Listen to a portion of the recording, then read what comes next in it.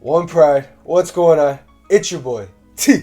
Back at it again with another episode of Talking with T. Let's get into it. Let's get after it, man. In today's episode, I'm asking you guys if you still believe in Dan Campbell is the right guy for the job and what happened to the Detroit Lions Sunday against the Minnesota Vikings. So let's dive right into the video. Yes, Dan Campbell is still the right guy for the job. I don't know why everyone's questioning him. I don't know why everyone wants him out the door all of a sudden. Who cares what he's doing at the podium? If he wants to wear a race car helmet and engage with the fans, engage with the city of Detroit, so be it. Let him do it, man. And stop saying it's fake, man. It's obviously not fake. You can't just go up there fake crying. You can't just go up there fake a speech like that. That's all coming from the heart. He's a genuine person. I'd rather have a genuine person up at the podium than a robot saying, oh, from that standpoint, we got to get better. Oh, from this standpoint, oh, we're just going to continue to keep working hard. I don't want a robot up there. I want someone that's going to come up there and tell it how it is, and that's what Dan Campbell does. We might not be winning right now, but it's coming, and I believe in Dan Campbell 100%. I don't care what anyone else says, man. He's building this culture slowly but surely.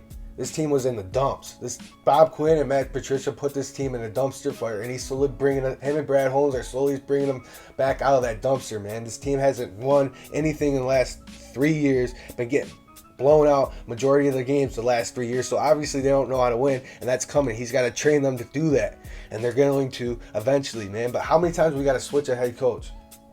The last decade we've had 4 head coaches: Jim Schwartz, Jim Caldwell, Matt Patricia, and now Dan Campbell, man. So how many times? When are we going to let someone build a culture here? When are we going to give someone a chance? When are we going to stop moving from coach to coach? That's what we got to ask ourselves as a fan base, as an organization. Let someone build something here. And we finally got someone to build something here, and now people are questioning him because we're in the middle of a rebuild and he's not winning games. This team is a JV team that would get beat by Alabama on Alabama's best day. I guarantee it. Because our offense keeps shooting ourselves in the foot. But we'll get into that point in a second. Dan Campbell took over a dumpster fire. We're 0-5 right now. I'm an optimistic fan, so I'm thinking we're going to win every game. But that's obviously not going to happen with the talent we have on our team right now. I'm going to keep rooting for the Lions. I'm always going to root for a Lions win. But I'm also realistic. I know we're not as talented as all the other teams, and eventually we're going to get talent here, and we're going to win some ball games with Dan Campbell. Dan Campbell's the guy here, and the players believe in him. It obviously shows, because you're not going to come back against San Francisco down 3 touchdowns and have a chance to win it at the end of that game without believing in your head coach, without balling out for your head coach. Same with this past week against Minnesota. Same with losing that heartbreaker to Baltimore a couple weeks ago. You're just going to come in and keep working for your head coach, and that's exactly what Dan Campbell's preaching to these guys, and that's exactly what these guys are doing, man. So I think this team's in the right position with the right leadership here. Who cares what he's doing at the podium? Who cares if he's crying? Who cares if he's giving a crazy speech?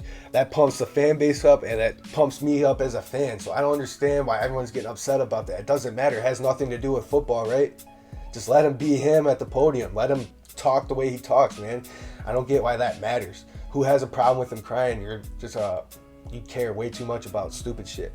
Anyways, let's dive in. What happened against the Minnesota Vikings on Sunday? It's just the offense. The offense continuously keeps shooting ourselves in the foot. We get inside of their 50, we fumble the ball. Jared Goff gets sacked, he fumbles the ball. They're going the other way for a touchdown. I think that's when Madison scored his touchdown. And these come back to bite us in the butt at the end of the game. We lose by 2 points. Come on, man. That we could have kicked a field goal right there, and we're up by 1 right there, and they have to go for a touchdown on that last drive instead of a field goal. Same with it's just been a case like that all year. San Francisco offense shooting ourselves in the foot. Green Bay offense shooting ourselves in the foot with turnovers. Week 3, Baltimore shooting ourselves in the foot. Last week they just didn't show up, and this week they just turned the ball over way too many times and show up way too late. That just is the story of our season right now. Jared Goff shooting us in the foot, offensive penalties, turnovers. It just is what it is. Our defense is actually progressing. Our defense was terrible last year. And this defense is just getting better week in, week out. And our offense is supposed to be the focal point of our team. The offense is supposed to be the strong point of our team. And they keep shooting us in the foot. Until we can learn to not turn the ball over on their side of the 50, until we can learn how to take care of Jared Goff, it's just going to be the same old situation all year, man. We got to finish drives. We got to get some points on the board, and we got to stop shooting ourselves in the foot, and we'll win some ball games this year. But at this point, it's almost a blessing in disguise that we keep losing these games by a field goal, because we all know we're not going to the playoffs. We all know that we're not going to be competing for anything this year. So let's lose some games. I don't want to go 0-17. I want to win at least one game. I don't want to be the only franchise to go 0-16 and 0-17, because this is my team. One Pride signing out. I'll see you guys in the next video.